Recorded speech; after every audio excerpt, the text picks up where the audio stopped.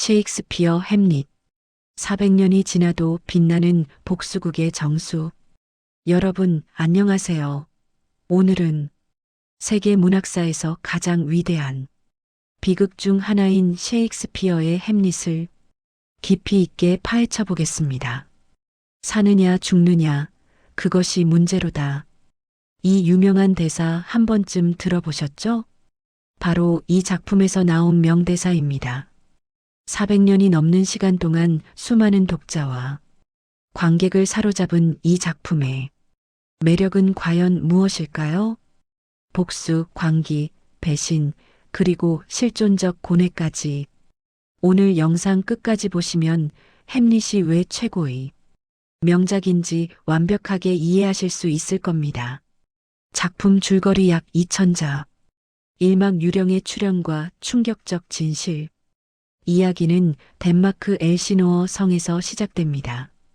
햄릿 왕자의 아버지 선왕이 갑자기 사망한 지 2달도 채 되지 않아 그의 어머니 거트루드는 숙부 클로디어스와 재혼합니다. 왕위까지 빼앗긴 햄릿은 깊은 우울과 분노에 빠져 있습니다. 어느 날 밤 성벽을 순찰하던 병사들이 죽은 선왕의 유령을 목격합니다. 친구 호레이쇼로부터 이 소식을 들은 햄릿은 직접 유령을 만나러 갑니다. 아버지의 유령은 충격적인 진실을 폭로합니다. 자신이 정원에서 잠들었을 때 동생 클로디어스가 귀에 독약을 부어 살해했다는 것입니다. 유령은 햄릿에게 복수를 명령하고 사라집니다. 이막 광기의 연기. 복수를 다짐한 햄릿은 계획을 세웁니다. 그는 의도적으로 미친 척 행동하며 주변을 속이기 시작합니다. 재상 폴로니어스는 햄릿의 이상한 행동이 자신의 딸 오피리어에 대한 짝사랑 때문이라고 생각하지만 클로디어스는 불안해합니다. 햄릿의 옛 친구 로젠크란츠와 길덴스턴이 왕의 명령으로 햄릿을 감시하러 오지만 햄릿은 곧 그들의 의도를 간파합니다. 이때 궁정의 순회극단이 찾아오고 햄릿은 기막힌 아이디어를 떠올립니다. 산막 덫에 걸린 왕. 햄릿은 극단에게 아버지가 살해당한 방식과 유사한 연극을 공연하도록 요청합니다. 쥐덫이라는 제목의 이 연극을 보던 클로디어스는 극도로 동요하며 자리를 박차고 나갑니다. 햄릿은 유령의 말이 진실임을 확신하게 됩니다. 격분한 햄릿은 어머니를 찾아가 격렬하게 따지던 중 커튼 뒤에 숨어있던 폴로니어스를 클로디어스로 착각하고 칼로 찔러 죽입니다. 이 사건으로 햄릿은 영국으로 추방되고 오피리어는 아버지의 죽음과 연인의 배신으로 정신이 온전치 못하게 됩니다. 그 유명한 독백 투비 오나트 투비도 바로 이 시기에 나옵니다. 햄릿은 삶과 죽음, 행동과 무행동 사이에서 깊은 철학적 고뇌에 빠집니다. 사막 비극의 연쇄. 클로디어스는 햄릿을 영국으로 보내면서 영국 왕에게 비밀 서한을 보내 햄릿을 죽이도록 지시합니다. 하지만 햄릿은 이를 눈치채고 서한을 바꿔치기에 로젠크란츠와 길덴스턴이 대신 처형당하도록 만듭니다. 한편 덴마크에서는 정신이 나간 오피리어가 시냇물에 빠져 익사하는 비극이 발생합니다. 유학 중이던 오피리어의 오빠 레어티즈가 돌아와 아버지와 누이의 죽음에 대한 복수를 다짐합니다. 오막 파멸의 결말. 클로디어스는 레어티즈의 복수심을 이용해 햄릿을 제거할 음모를 꾸밉니다. 결투를 가장해 독이 묻은 칼로 햄릿을 찌르고 만약을 대비해 독이 든 포도주까지 준비합니다. 오피리어의 장례식에서 돌아온 햄릿은 레어티즈의 결투 신청을 받아들입니다. 결투가 시작되고 레어티즈의 독이 묻은 칼에 햄릿이 상처를 입습니다. 혼란 속에서 두 사람의 칼이 바뀌고 햄릿의 칼에 레어티즈도 찔립니다. 이때 거투르드 왕비가 햄릿을 위해 준비된 독주를 마시고 쓰러집니다. 죽어가는 레어티즈는 양심의 가책을 느끼고 모든 음모를 폭로하며 클로디어스를 지목합니다. 햄릿은 마지막 힘을 다해 클로디어스를 찔러 죽인 후 친구 호레이쇼에게 자신의 이야기를 세상에 전해달라 부탁하며 숨을 거둡니다.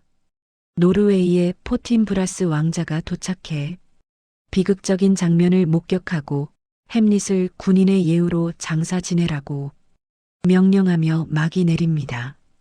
덕후가 모인 독자일 김민준 대학생 23세.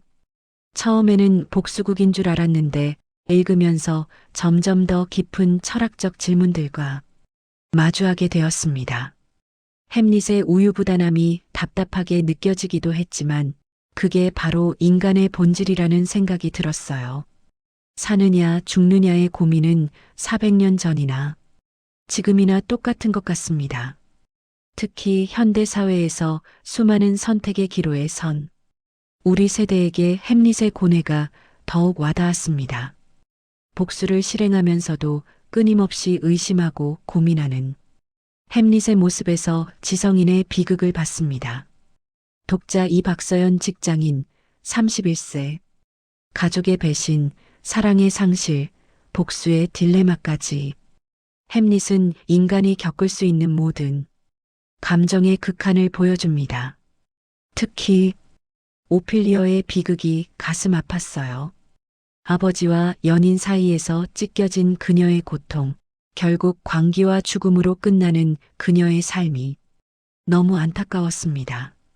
이 작품을 읽으며 권력 앞에서 무너지는 인간관계와 진실의 무게를 다시 한번 생각해 보게 되었습니다. 셰익스피어는 정말 인간 심리의 대가입니다. 독자 3이준호 고등학생 17세. 솔직히 처음엔 어려웠어요. 고전 문학 특유의 언어와 긴 독백들이 부담스러웠거든요. 하지만 중반부터 빠져들었습니다. 햄릿이 연극으로 숙부의 죄를 밝혀내는 장면은 정말 소름 돋았어요. 그리고 햄릿의 고민이 생각보다 현대적이라는 게 놀라웠습니다. SNS 시대를 사는 우리도 진짜와 가짜 보여주는 것과 진실 사이에서 고민하잖아요. 햄릿의 광기의 연기가 현대의 페르소나와 닮았다는 생각도 들었습니다. 독자사 최영희 주부 45세. 어머니로서 거트루드를 보는 시각이 복잡했습니다. 그녀는 과연 공모자였을까요? 아니면 단순히 나약한 여성이었을까요? 햄릿이 어머니를 대하는 태도에서 느껴지는 배신감과 실망감이 절절하게 와닿았어요. 부모와 자식 간의 신뢰가 무너졌을 때 얼마나 큰 상처가 되는지 보여주는 작품이었습니다.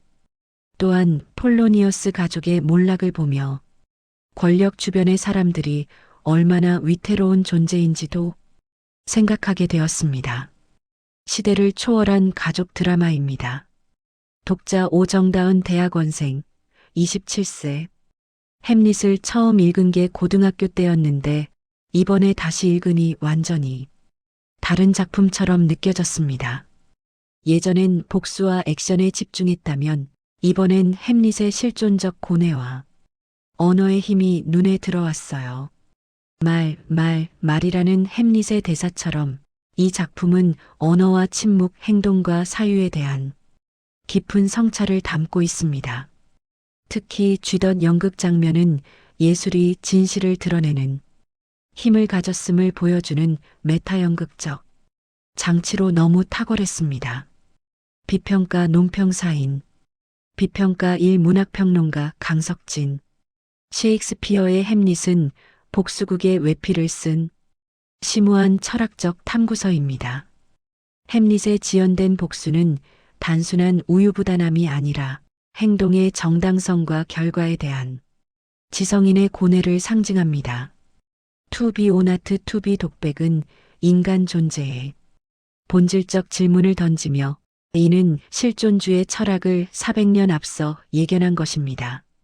햄릿의 광기는 진짜와 가짜의 경계를 흐리며 진실이 무엇인지 끊임없이 질문하게 만듭니다. 이 작품이 시대를 초월하는 이유는 바로 이러한 보편적 물음 때문입니다. 비평가 이 연극 연출가 박민서, 무대 위에서 햄릿만큼 다채롭게 해석될 수 있는 작품은 없습니다. 햄릿을 우울한 지식인으로 볼 것인가, 아니면 계산적인 복수자로 볼 것인가에 따라 완전히 다른 작품이 됩니다. 연극 속 연극이라는 메타 연극적 구조는 관객에게 현실과 허구의 경계를 사유하게 만드는 탁월한 장치입니다. 유령의 존재, 광기의 진위, 햄릿의 진심 등 모든 것이 해석의 여지를 남기며 이것이야말로 위대한 고전의 증거입니다. 400년간 수천 번의 재해석이 가능했던 텍스트의 풍부함이 놀랍습니다. 비평가 3심리학자 이정은, 햄릿은 복잡한 인간 심리를 해부한 심리극의 걸작입니다. 햄릿의 멜랑콜리, 오피리어의 정신 붕괴, 클로디어스의 죄책감, 거트루드의 부인 등 모든 캐릭터가 심리학적으로 정교하게 구축되어 있습니다. 특히 오이디푸스 콤플렉스에 대한 프로이트의 분석 이후 햄릿과 어머니의 관계는 심리학계에서 끊임없이 재조명되었습니다. 햄릿의 지연된 행동은 무의식적 갈등의 표출로 볼 수 있으며, 이는 현대 심리학이 밝혀낸 인간 정신의 복잡성과 정확히 일치합니다. 문학이 과학을 앞선 사례입니다. 비평가 4비교 문학자 송재혁, 햄릿은 서양 문학사에서 가장 많이 인용되고 패러디된 작품 중 하나입니다. 괴테, 엘리엇, 조이스 등 수많은 작가들이 햄릿을 재해석했고, 현대에 이르러서는 영화, 뮤지컬, 만화까지 그 영향력이 확장되었습니다. 이 작품의 위대함은 복수라는 단순한 플롯을 인간 존재에 대한 근본적 질문으로 승화시킨 데 있습니다. 햄릿형 인간, 즉 사유와 행동 사이에서 고뇌하는 지식인의 원형은 오늘날까지도 유효합니다. 세계 문학의 정전으로서 영원히 읽힐 작품입니다. 마무리. 여러분, 오늘 햄릿을 함께 살펴보았는데 어떠셨나요? 400년이 지난 지금도 우리가 이 작품에 열광하는 이유는 바로 그 안에 담긴 보편적인 인간의 고뇌와 질문들 때문입니다. 복수와 정의, 광기와 이성, 행동과 사유, 삶과 죽음. 햄릿이 던지는 이 질문들은 지금, 이 순간에도 여전히 유효합니다. 다음에 봬요.